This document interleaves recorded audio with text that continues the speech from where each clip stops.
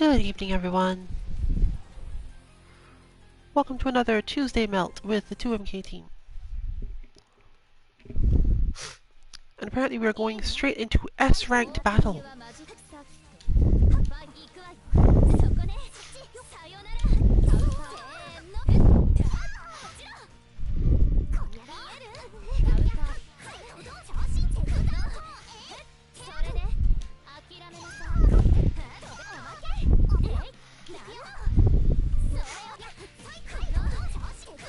Overdid it.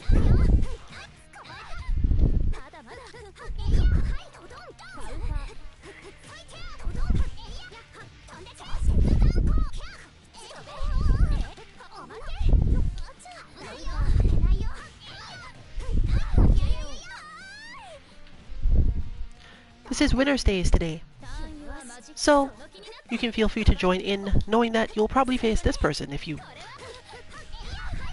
are able to play fairly quickly.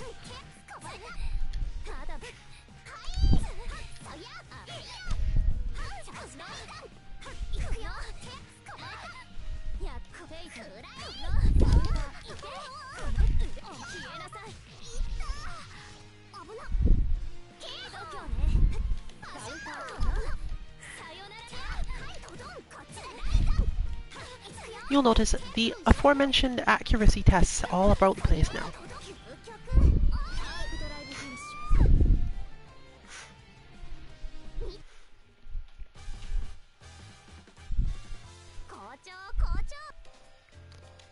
My general experience with this character has been pretty positive, except for the fact that she tends to play the mid-range game a little bit too evasively for my current skill level.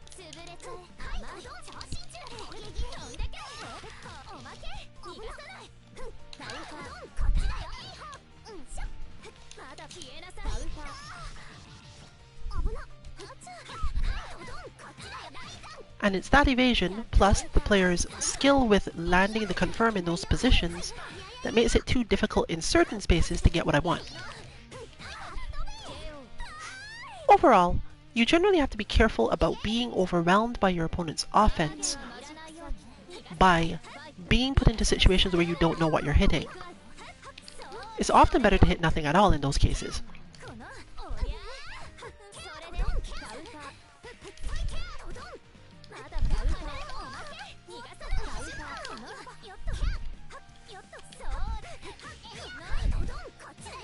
But if you miss your timings, since many people play from the 2A position, you're going to have a lot of trouble anyway.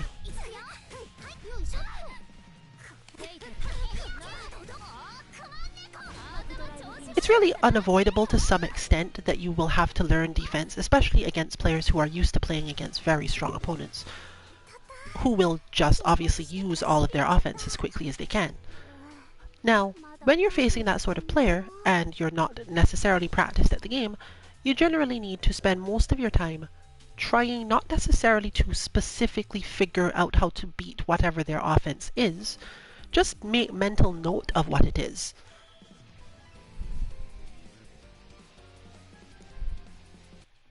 And it's most likely going to change relatively quickly. One thing you can do for yourself is see if you can see anything that they do that you actually don't know how to beat, rather than stuff that you specifically face and are thinking, okay, I can beat this, but I failed at it.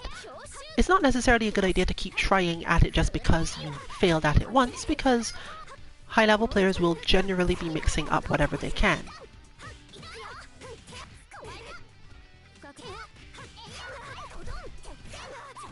And they've had lots of time to train their accuracy, meaning that you're not necessarily going to get as much out of it.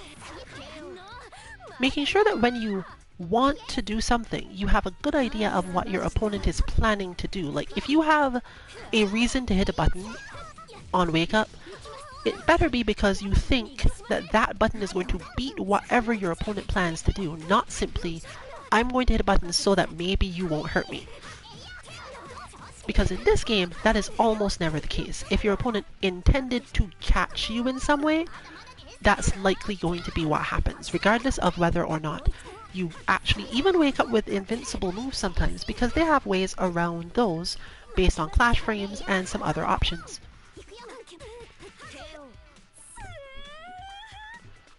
Similarly, you're not going to get much mercy from this style of player. It's not as if they're just going to go, well, I'm going to stop pressuring you because I realize you can't get out of it. Because that's not actually their experience. They're facing other high-level players who are also always subject to this pressure, and who sometimes also don't get out of it. So they don't have a reason to assume that just because you're not getting out of their pressure stuff, that means that you aren't at the level that they have to fight you. And more importantly, the better you get at the game as a whole, and the more they have to stress out in neutral, the more reason they have to do this, even if it is mostly just overwhelming you because they are hitting their pressure. This is compounded by the fact that you can just shield in the middle of pressure a lot, and choosing when in the pressure to shield, especially crouching shield, is a thing that other people have to deal with all of the time.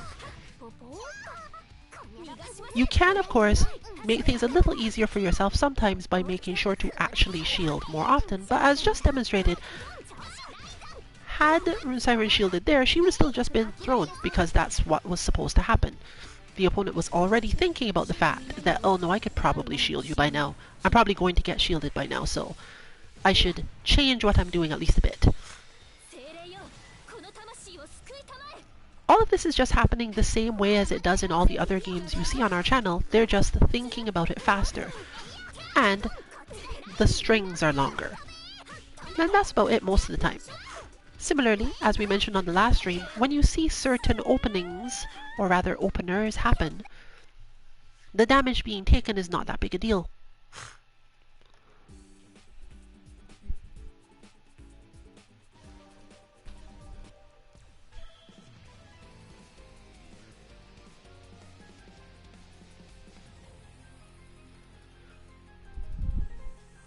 It's just a matter of literally practicing dealing with pressure stuff. And while we do have bots that could help with this, it's really not about the same sort of thing that a bot normally teaches.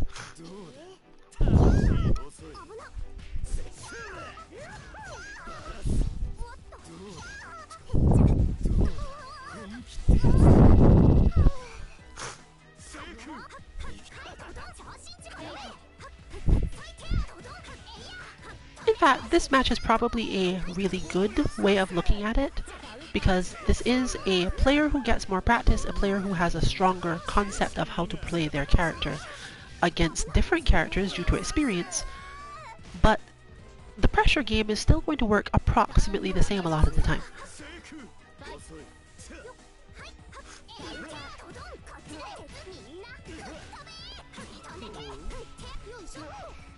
That, for example, was damage done more so because of the beginning of the combo than specifically anything to do with this move just hits harder, or all of these moves just hit hard.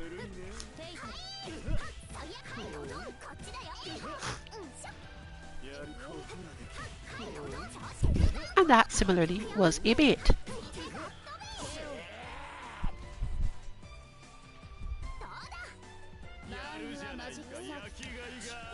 If you want to join into our NA lounge, you are looking for the 2MK lounge. It is, again, winner stays on. There is, I believe, a limit to how many times you can play and win before you will get pushed. I think I set it to 3 today.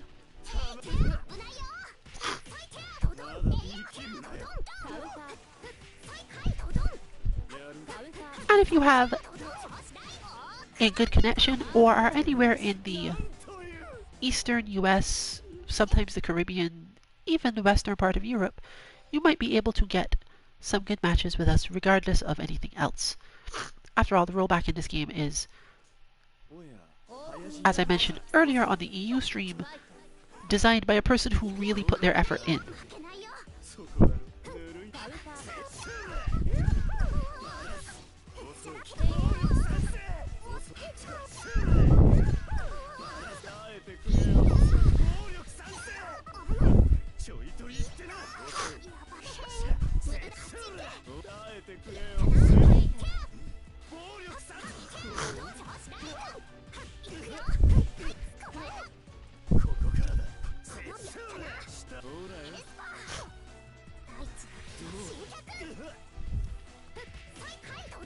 full screen stomping.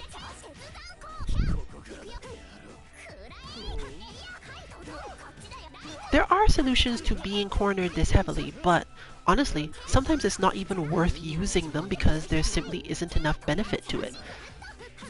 Again, it really comes down to, are you actually taking enough damage to care?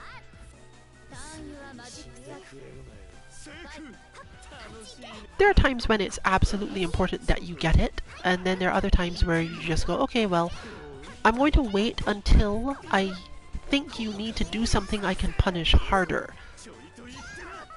As just demonstrated there, for example, it's early in the match, so it's a good reason to do it, but if you expected that you would only be able to get out using your uppercut and you didn't have a good way to chain from that into bigger damage, honestly, the situation could just end even worse for you.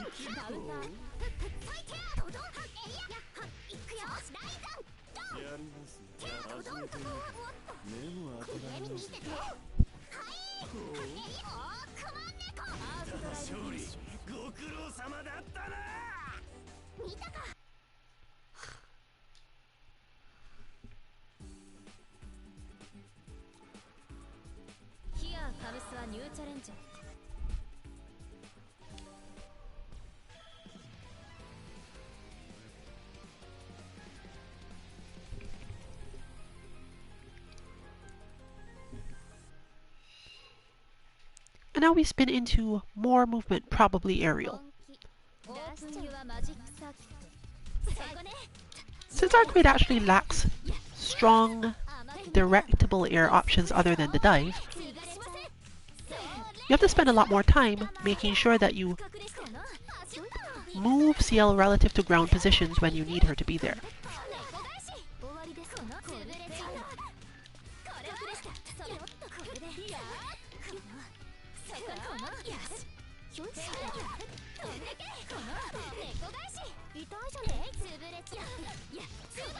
I hit that one too early.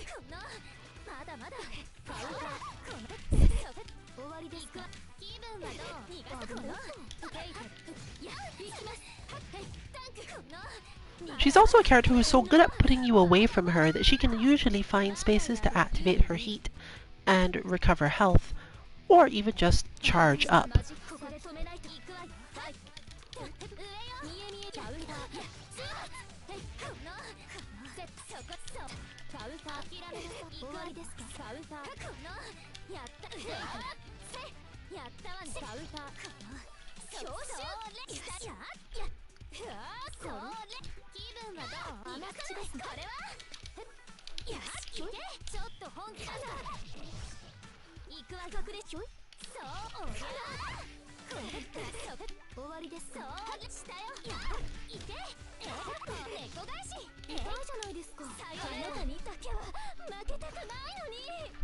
The amount of speed required to keep your mind in this sort of game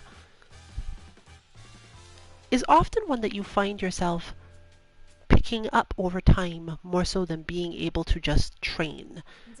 The thing you need to do is more so about recognizing stuff than it is about learning to press stuff. Pressing stuff is often very precise and isn't actually easily rewarded by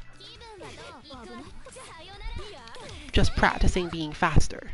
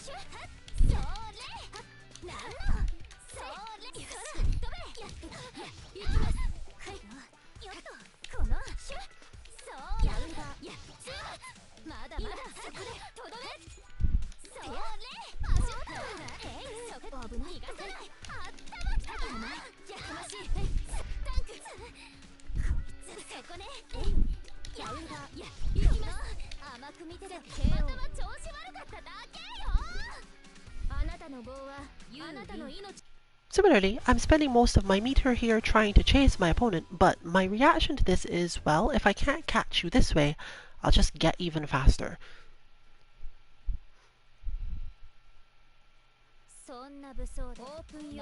It's probably not the better way to deal with the situation, but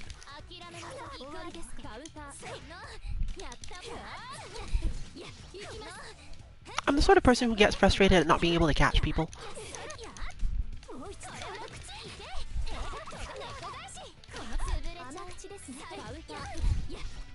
So, in the end, there's nothing much to do but practice harder at catching them.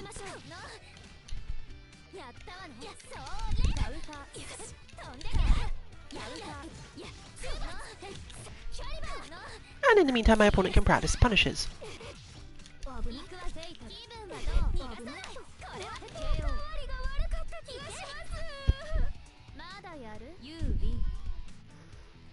It is a very, very fast game. And with as many options as it takes, understanding how to use them all and when to stand still and not do so is a big deal.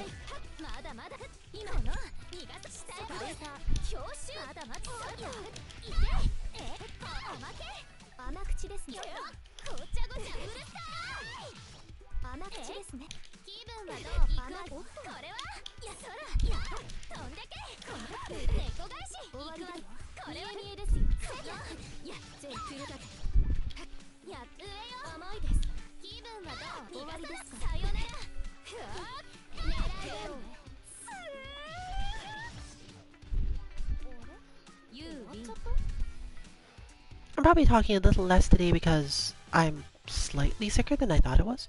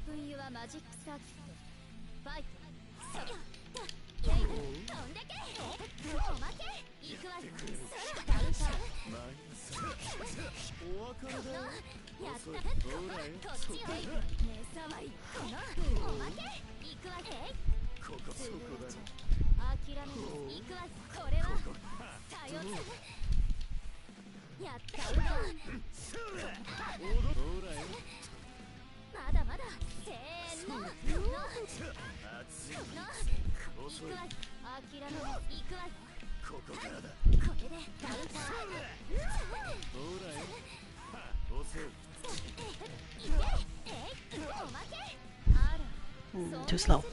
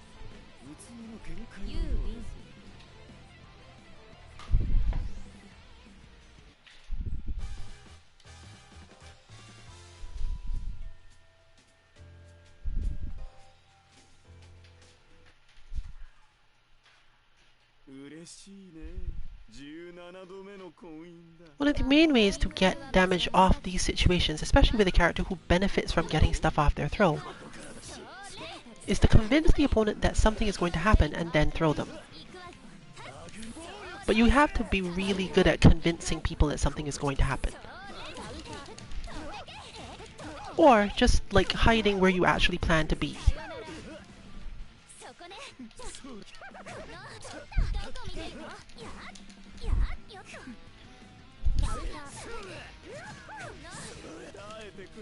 Putting too much space between yourself and them means that a lot of the things you might want to do are just reactable.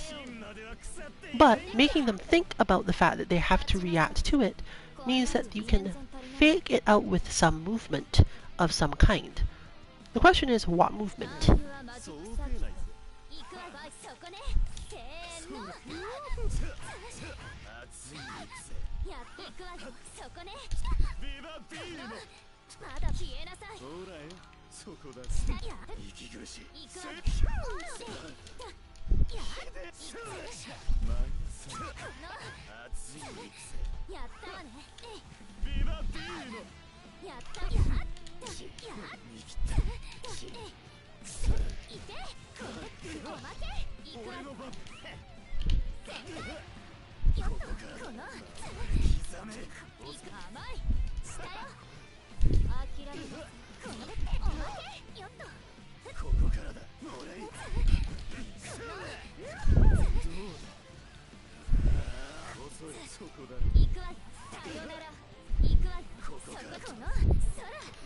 Continually using the throw will not be enough. You must show them in some way that something they have to care about is related to you actually doing an option related to it.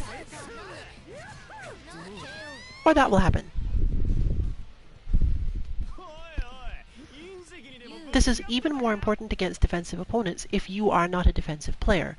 You can usually get a lot of people by mashing strings until they basically have to find a gap, but again, the more you are used to these gaps, the more likely you are to actually get out.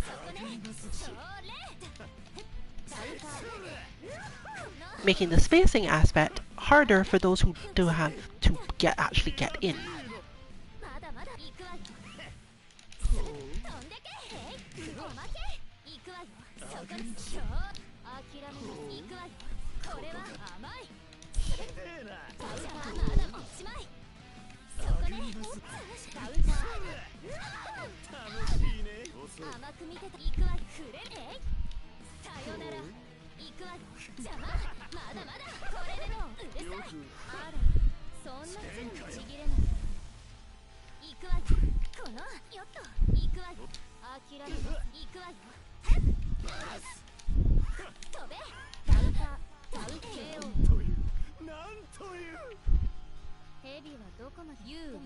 In the end, if you want to play very defensively, you must be very, very good at making sure you understand all of your spacings and all of your opponent's gaps.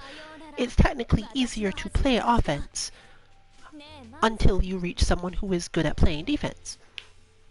Because offense just relies on your opponent not knowing the gaps or how to stop you.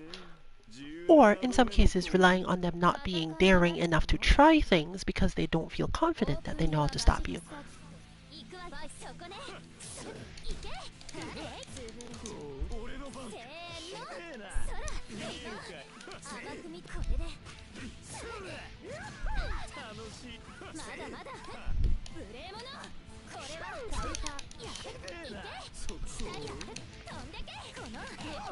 Unfortunately, one does not lead into the other. In most cases, as you can see, I don't really spend a lot of time learning defense because I don't have to defend.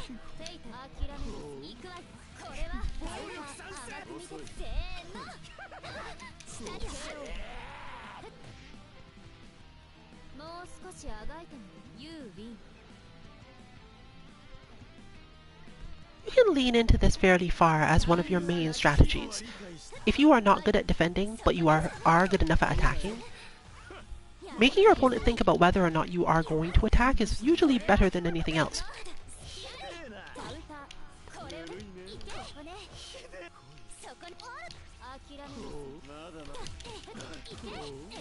That sequence, for example, was actually more so towards setting up the throw than it was about specifically landing any of the attacks.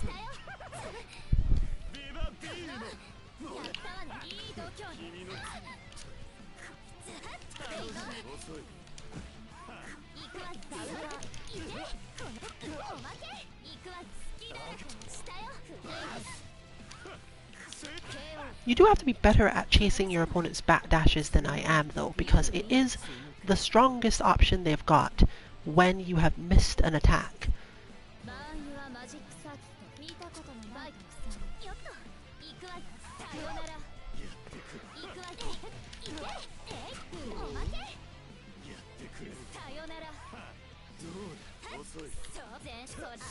Those of you who have watched my Street Fighter know that the correct way for me to play nearly any game, with the level of offensive bent I have, is actually to use it until I have a life lead, and then cause my opponent to just be stressed out by the fact that I'm not attacking. If I have complete control of a space, but their mental space has told them that I will almost always attack, they'll generally be thinking about the fact that once I am just standing there, it's not because I plan to defend or to wait for them to make a mistake. My mind is on how can I quickly react to or counter whatever it is that you've just decided to do.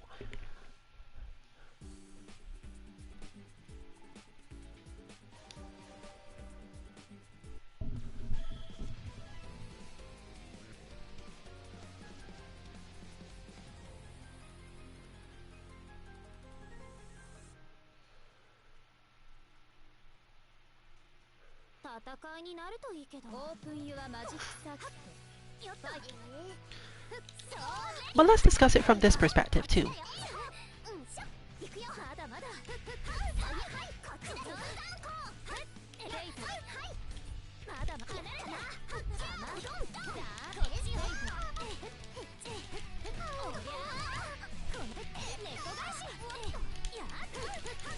Oof, missed it.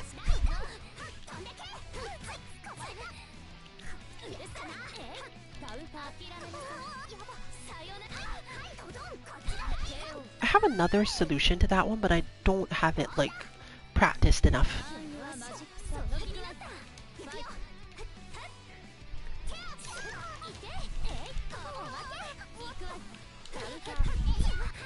And I keep on forgetting she has such a good cross-up in that position. There's a different character I've also faced with the same, like, capacity, and it really stresses me out, I think. This was going to be... No. Okay.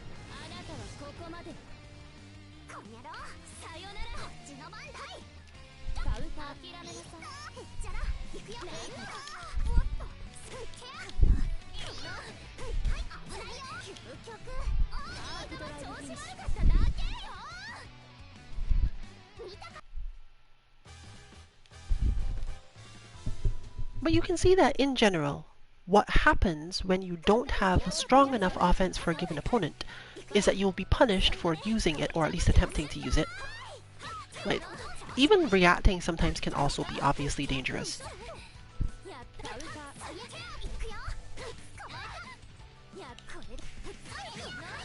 Baited.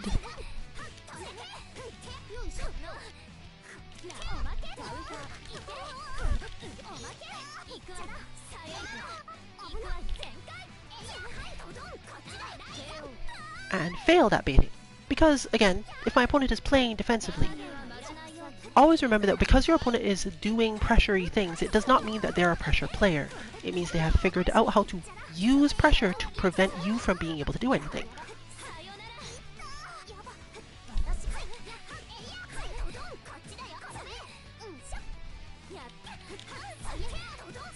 As demonstrated there.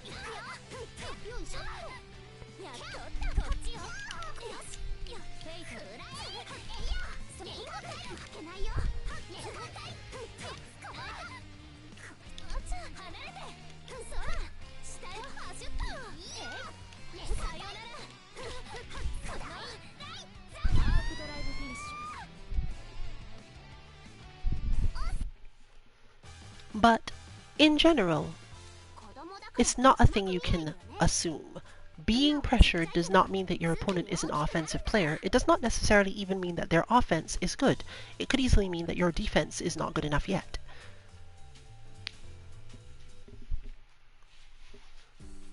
There is not just generally a way to make sure that your opponent is in fact good enough at it, but you can definitely push forward on certain things regardless.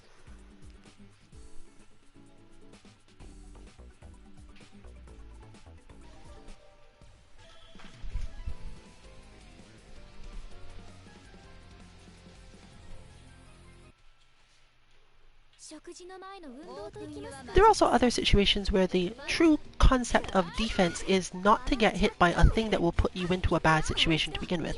Though against Miyako in particular, this is kind of rough because she is a very rush-down character and is in general able to start this style of offense from pretty much anywhere. The player just has to be good enough at confirms. She does have some extremely difficult confirms though, and you are seeing them in play right now.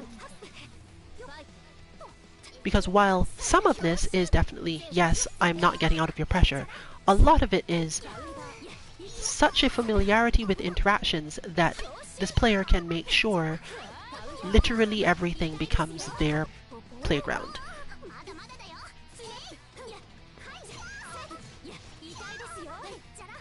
If anything, you'd see the problem here being that she has more trouble getting started with a defending opponent that she isn't particularly close to in that moment.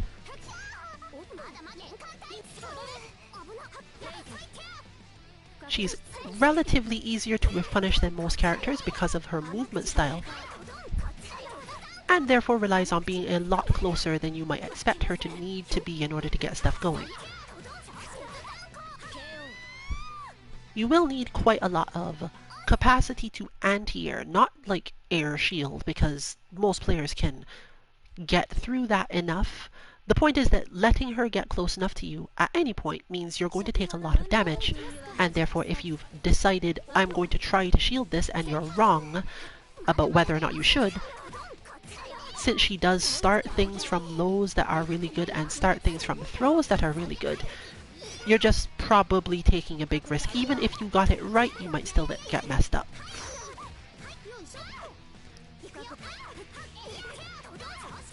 Of course, in that situation just shown, you probably don't have the time or chance to anti-air and probably just have to respond with something else. Depending on your character, using heat might get you out of the situation. But even then, she could still just shield on the way in the air and cause things to happen.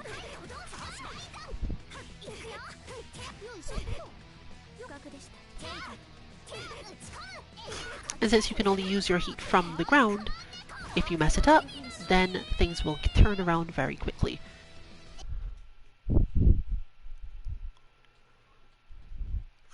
This is harder on characters like Ciel who have specific longer range but longer animation moves when using the meter, because she is going to commit very hard instead of being able to use it to get out of the situation without actually taking damage.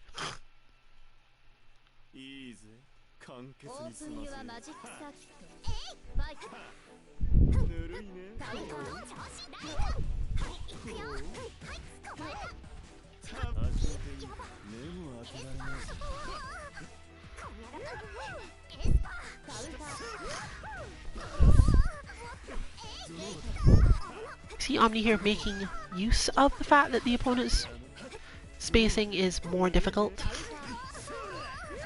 Because, you know, she's short.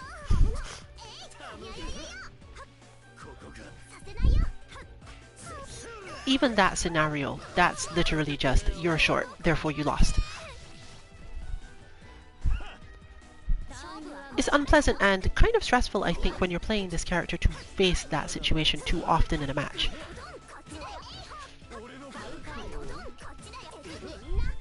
But you really do just have to punch through a lot of the time.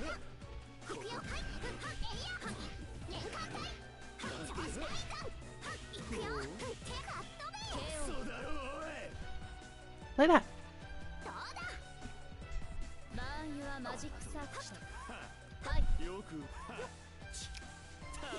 It's still mostly relying on the same aspects of gameplay though.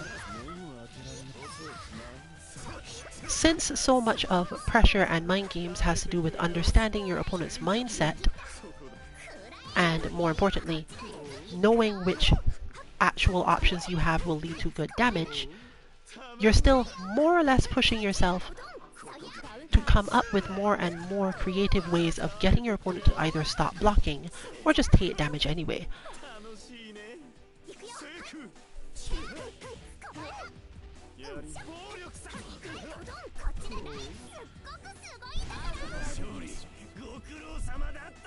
Explosive.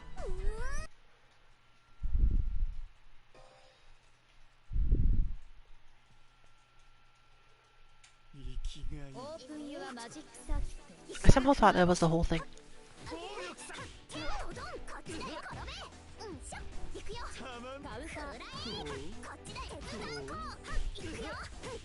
Being able to notice those tiny moments is a definite sign of experience there.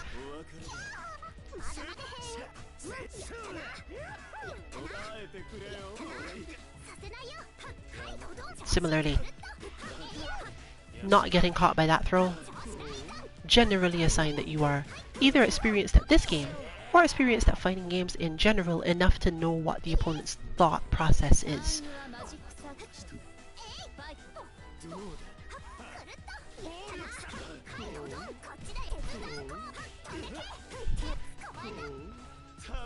Roa's main problem, I think, is that he doesn't have as many good movement-based options to change the spacing between himself and Miyako when he needs it done. This allows her to have a lot of flexibility in movement in neutral, and he's basically just hoping she misses. Because once she hits, then pressure begins, and getting out of the pressure isn't necessarily like guessing, but again, against someone like this who can actually just confirm off nearly anything, you're going to be finding yourself constantly pushing. Or using stuff like this, which on her won't usually lead to good damage anyway.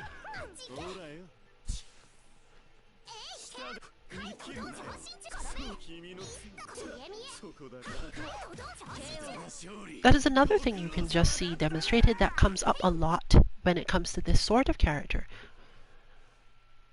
A lot of their advancing moves, if shielded, will change the situation around enough that it won't matter. The spacing you are left at after using B shield means that you can't necessarily continue into anything. Even if your opponent doesn't shield it themselves again, you just end up, okay, I've hit, but now what?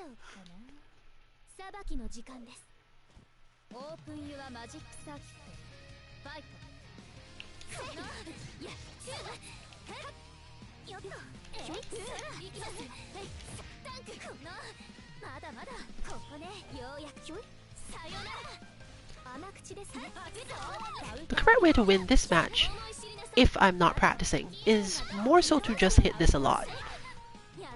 Probably max range ones.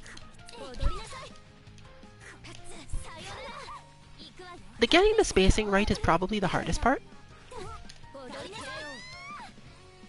And Ciel has a lot of moves where she can use the moon meter to push you back and continue to gain back more of it after the knockdown.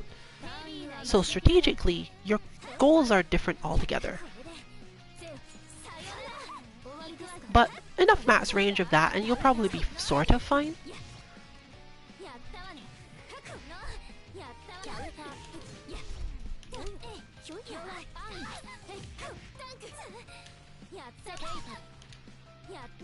But try not to get pinned down too much. And of course, you can actually use your defensive systems better because of the character's flow style.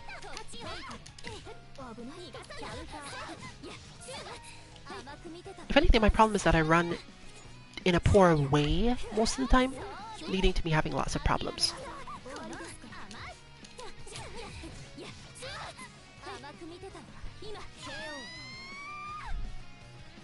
I honestly was not expecting that because I had super and she knew I had super, but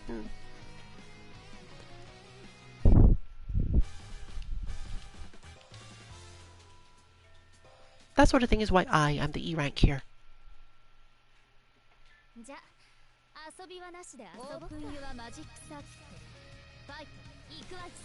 Don't overthink your opponents too much sometimes, people.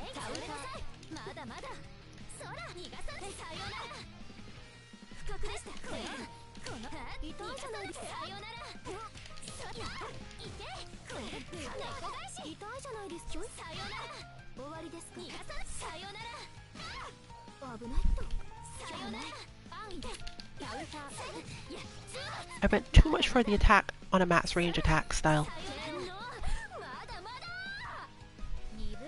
My opponent can definitely dash backward out of these things, but because of the way that the two characters interact, this usually leads to her not getting that much. Similarly, I was not expecting that to not be shielded, but it doesn't really matter if it was or not.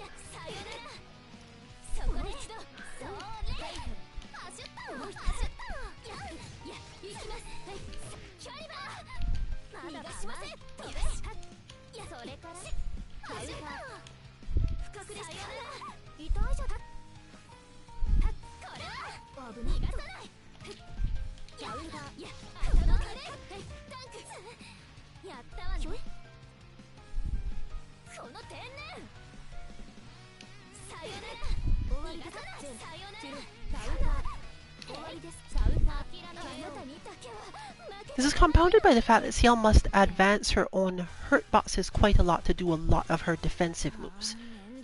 So you're not always aiming at Ciel, you can aim at the spot in front of Ciel, and if you get hit by something, it's usually just her throwing black keys at you from the air, and you can just go, okay, well, that's fine. I have to do that in order to get through this part of the matchup anyway, because I can't catch you otherwise.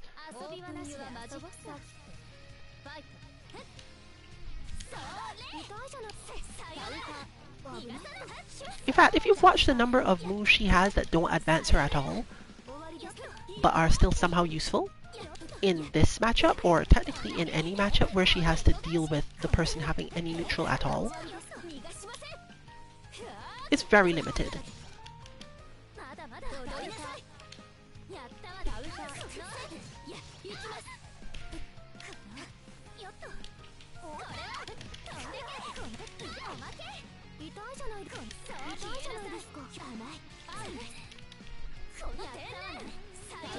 So I have no reason to aim anywhere else, and even though I can be shielded from this,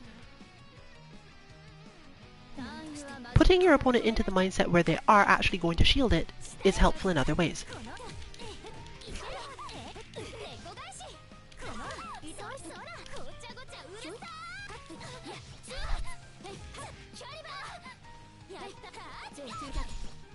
Whereas that, due to the relative lack of invincibility on Arcway's moves, you generally will get hit out of things, particularly by the keys.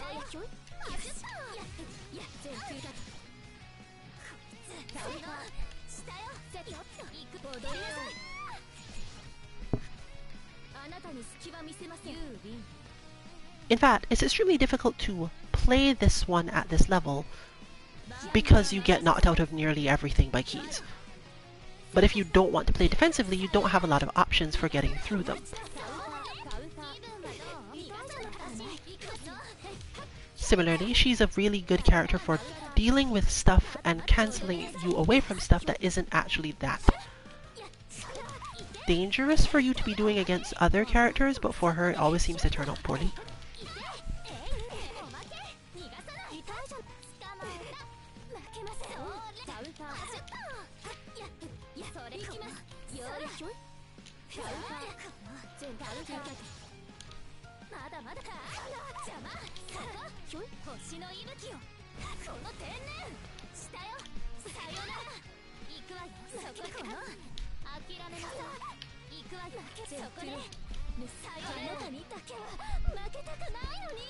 Now obviously there are higher levels to this matchup, mostly involving increasing damage using those things. But that move is designed explicitly to not be very good at going into anything else, and because you need so much resources to do other things when your opponent does start to counter you, you really have to put in more work.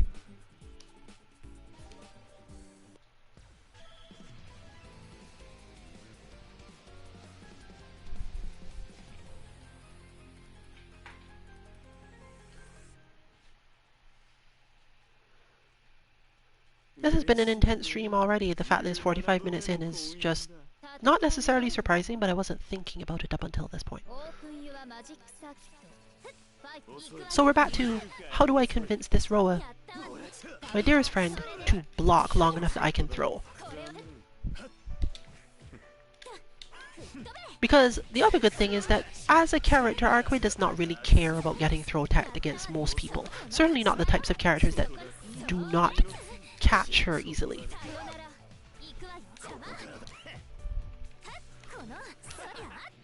Similarly, you can just do things using the dive claw that you make the opponent not know which side you're going to be on. And you see a demonstration of something else that is probably a better option against most defensive players.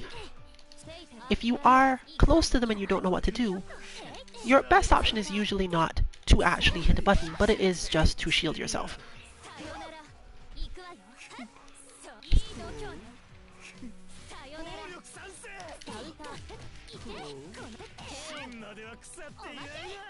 Now obviously you will get thrown out of this, you will sometimes get overheaded, but Roa's overhead options are not things on their mind when you're close up, so at least you'd be adding stress to their mental stack.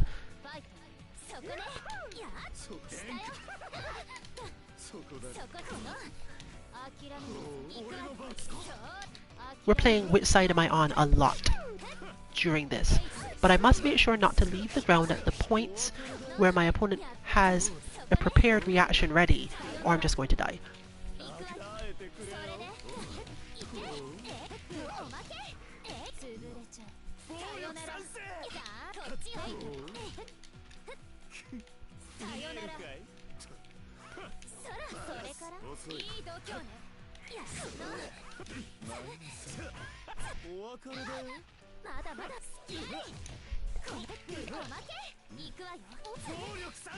I think I did that early.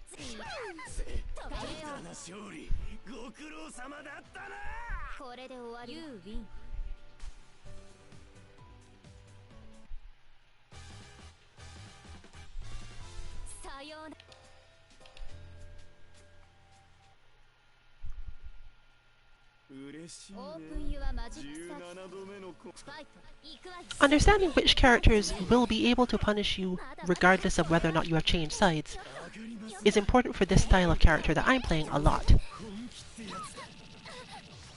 Roa needs to use a lot of meter to do what we're talking about though.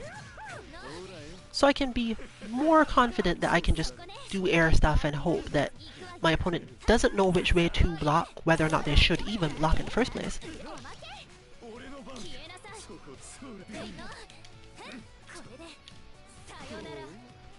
And so on.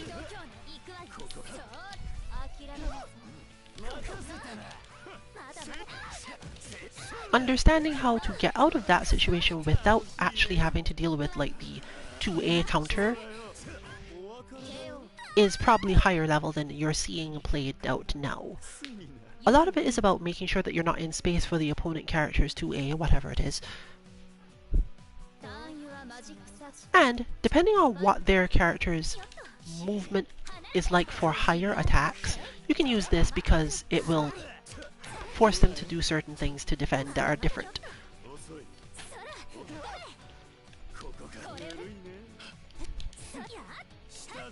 But you can see it demonstrated there. I spend a lot of time lining up even things, or rather especially things that I don't expect to actually break defense, so that they are not guarded, they are not shielded, but most importantly that I am not in range for 2A once I land them.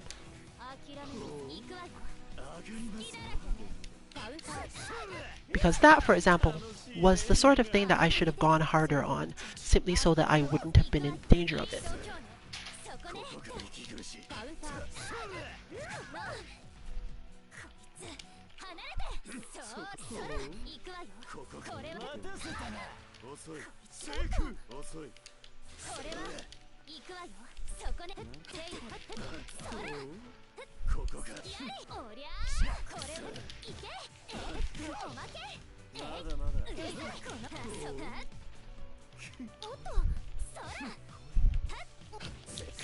Too quickly.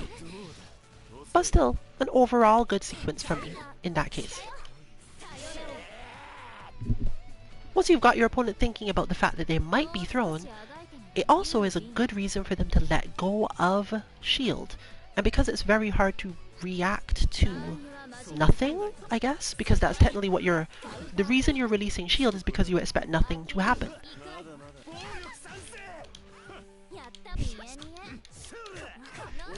But the way the game works, you can't just re-engage it instantly because you realized you were wrong about that.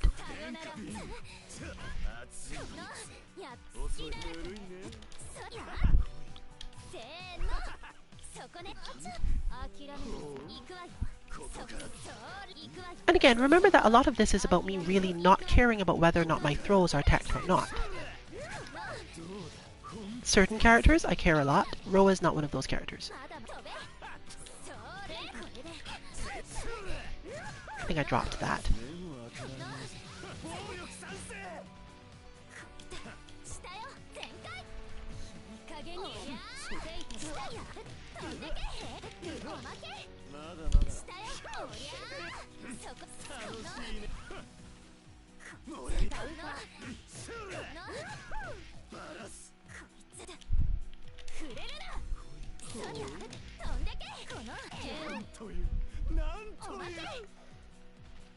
As noted, a large part of that is, again, he doesn't actually have a lot of good I am advancing, you can't see it coming, I'm going to keep on hitting you once I've started advancing. So there's a lot more room you have to just whiff things sometimes, or at least to put yourself in situations where the opponent's reactions might lead to them taking damage, as opposed to them just, walking forward and hitting you with stand B or similar.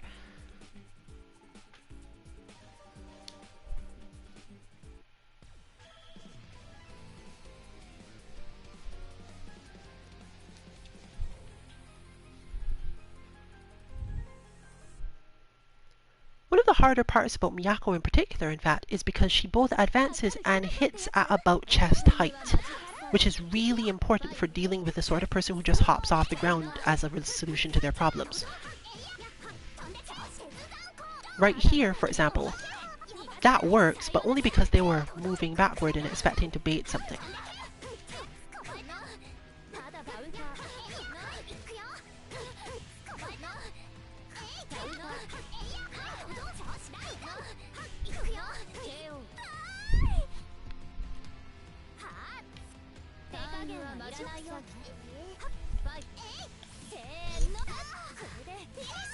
That's probably one of your better options for a lot of things.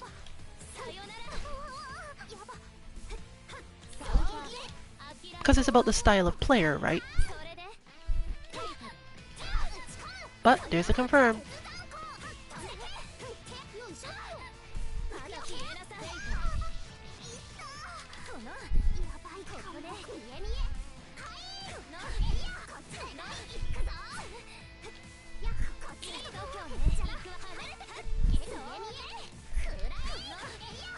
I'm not sure what happened there because I thought I teched that, but obviously I did not.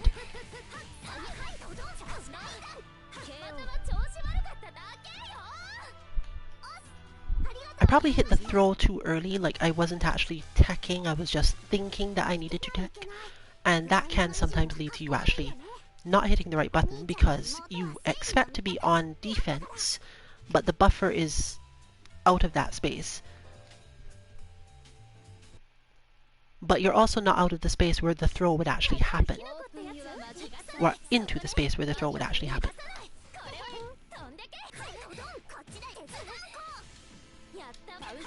I think I'm supposed to use the other one there, but I feel like she can punish that too.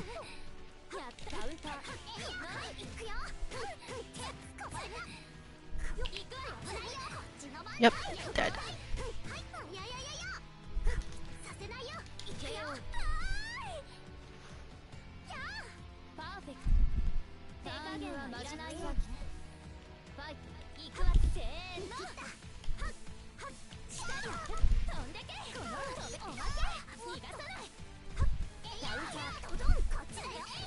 Note the slight advance there.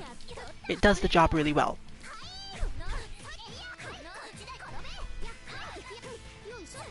In addition to making her combos more effective, these things do generally cause a shift in the mid-game in other forms as well.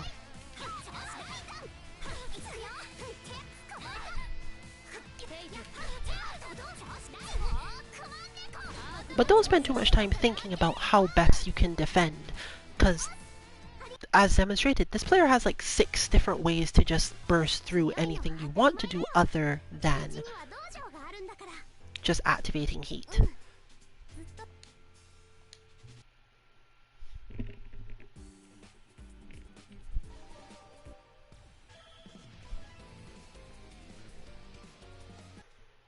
Ciel actually has a slightly better option than most characters here, because she can, assuming she's not cornered at the point of being knocked down, she can get out of block strings in a different way than most characters can, by doing something useful after her backdash.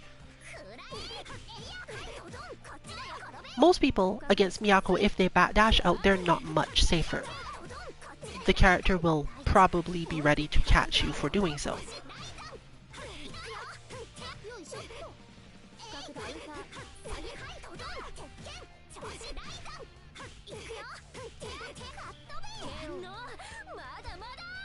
But Ciel has more options out of her backdash, or rather right after her backdash, that will not be easily hittable while still actually launching an attack. One that someone has to care about. More confirms. Understanding that you're safer here, for example, because your opponent has burned through massive amounts of Moon Meter, is only helpful if you actually know what comes next. And therefore, similarly, shielding on the wake up isn't necessarily more helpful.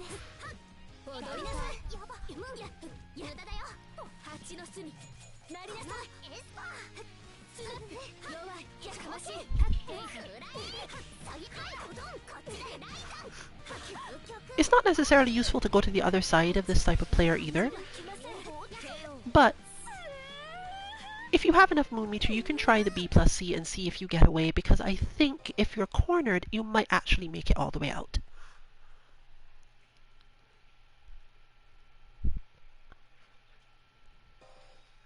But it might again depend on where in the string she is, and that can be a problem too.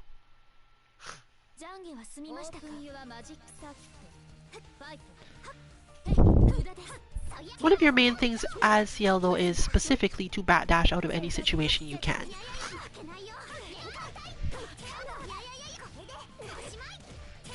And at least make your decisions after the backdash. Maintaining your position in the middle of the screen is super important, because once you are here, your options are basically super jumping out and invincible moves. Now, this isn't so bad because Ciel has lots of great invincible moves. Basically, I'm not only invincible, but I'm going to like flip up onto the wall and move super quickly all over the place.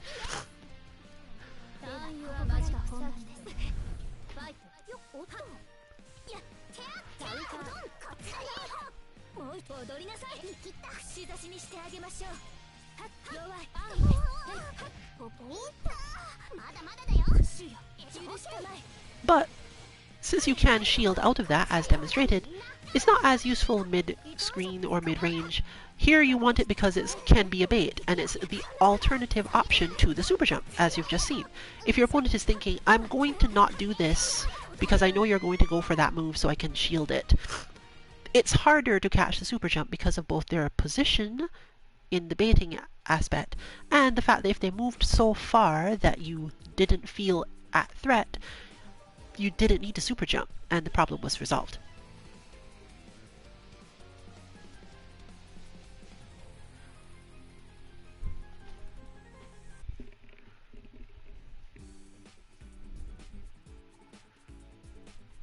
I have no idea if that means that I'm not watching this match or what. Oh, just something weird apparently. We'll call this the last on-stream match of the night. I think this game leaves the lounge open when you leave it, but I'm not sure. Either way, it doesn't look like these two are able to connect at all for whatever reason.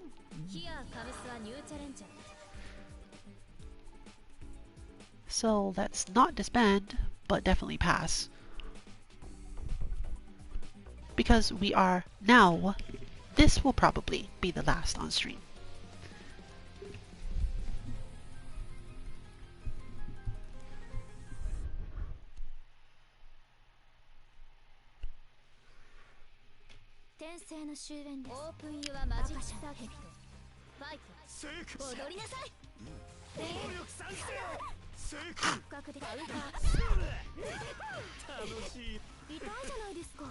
Well, today was definitely a good demonstration of what happens when you're not fully aware of all your defensive options. And this happens a lot in games where your opponent has a lot of strong pressure strings and options there. What you're actually looking for is, what will they do if they have to bait me? What is their optimal position for baiting me, and what can I do in the situation where they've chosen to bait me? Because generally, if your opponent has chosen to pressure, like properly pressure, the only thing you can do is invincible or somehow win the shield game. In almost every other game, it's the same thing. You just block until things stop happening. And in order to deal with that, you probably need to build up some speed. This is one of the fastest games, technically. Other games can look as fast, but the amount of decision-making process involved in this one generally means that I don't think there's much that's strictly speaking faster than this game. That isn't also a relatively one-player game. This game can have some long combos, and the rounds themselves can definitely last short periods of time if your opponent's pressure and damage are explosive enough, but this is not necessarily an indication that it is similar to things like Dragon Ball FighterZ and being a two-touch, more or less one-player game where you spend quite a long time just watching your opponent hit you with combos. In fact, if you are a player from the sort of game that Street Fighter is, or even King of Fighters is, it might surprise you if you've ever tried to time it that the combos in this game are usually not terribly different in length. The animations are slower, the opponent's falls slower often, the really impactful moves have long, like hit stun, consistent animations. All of those things are shorter in this game. So you should bear in mind that even though it feels like, yes, I'm getting hit for like 21 hits, well, Noelle is actually kind of longer combos, but in general, getting hit with large combos or even long pressure strings isn't necessarily that different from what you're used to in what one would call slower games. Your opponent is hitting more buttons and you are therefore taking more hits on the hit counter. But it doesn't always mean that you're actually overall spending more time getting hit rather than playing the game, as some might say.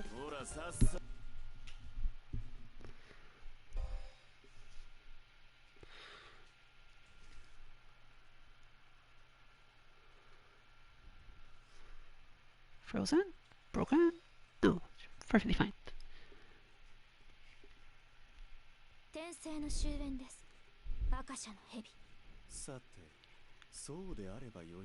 Join us tomorrow for a game where none of what I said is true. Or mostly not. Tomorrow will be our Wednesday night in-birth streams. Probably you'll get both the EU and the NA streams.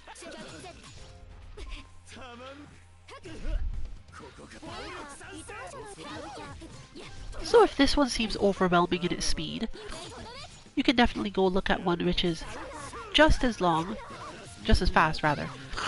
And the combos can be very, very long. It's just that often, many characters with really long combos don't actually do that much damage with them. Still, there are less decisions to be made, and it can definitely feel more impactful in other ways as a result of it. That game's a bit well known by comparison though, by now anyway. So you can expect the players who show up there to be even beyond the ones you've seen here to some extent. Although, I guess I can't really say that given that the Miyako is relatively high level, like you can't fault basically anything they chose to do.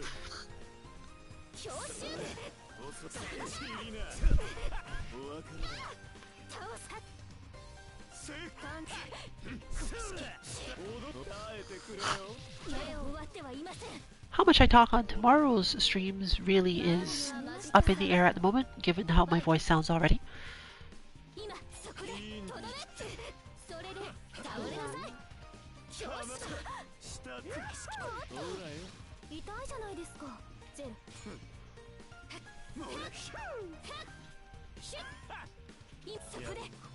But we'll let you know if the stream ends up being completely silent because I lose my voice or something on our Twitter 2_MK_FGC.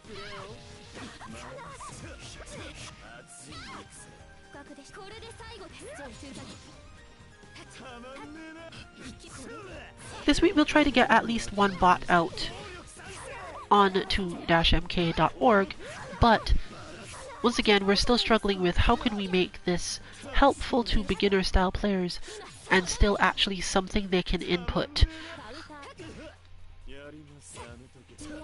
So it might end up being a KOF bot simply because that's the one where we've gotten close enough to that.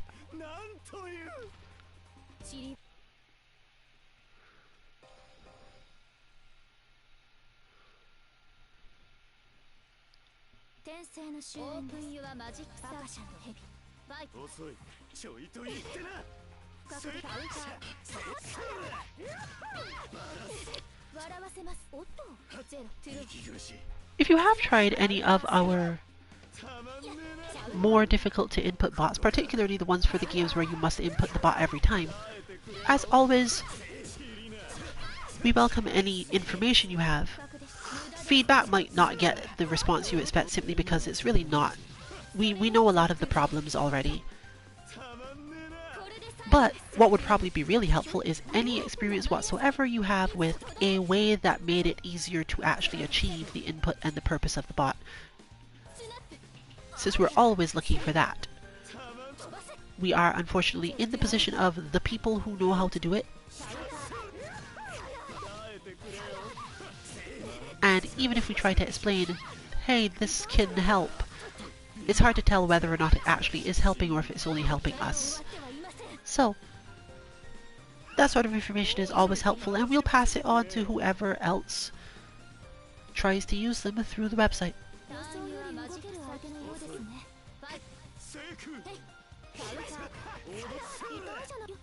You can expect King of Fighters content in our Feeling Thursday stream on Thursday.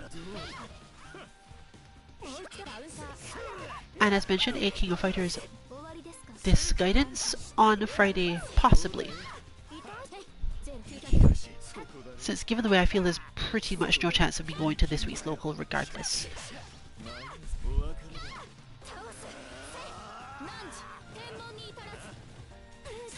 Saturday content is expected to also still be Dead or Alive 6, our 60 times lounge, or lounges, at the same 7:30. Sunday, possibly Absolver, Monday back to Street Fighter, and then another Tuesday melt. But that's the end of the stream, if not the end of the lounge, so this has been Rillian for Team 2MK. Good luck with your training and good night, everyone.